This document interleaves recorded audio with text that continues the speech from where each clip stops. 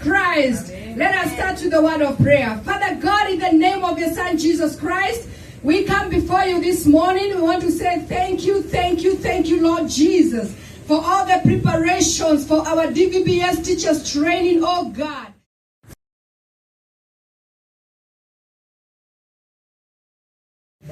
Coach, dito kaya, tatry ko po. Sige, try mo. Tumawa ka, ay saya. Kung ikaw ay masaya, tumawa ka, ay saya.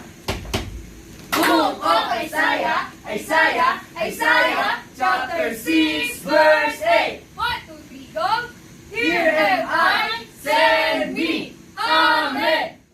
Timothy, chapter 1, verse 17.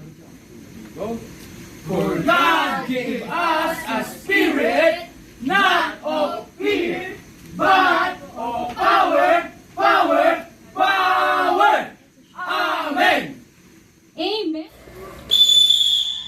But you will receive the power when the Holy Spirit comes on you.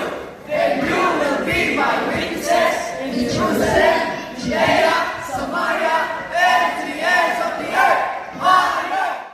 Mga characters. And syempre po, we just need our creativity po. Yes. And andyan po ang ating po mga teachers to show you a life, arts and craft, big and small. Ayan po.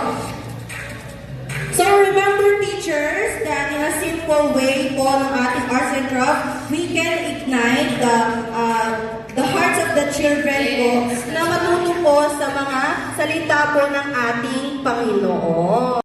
But he go in every place and preach the gospel of the Lord Jesus Christ. We use cardboard here and just paint it, then just shape it with like shoes. This is the gospel shoes. Yay!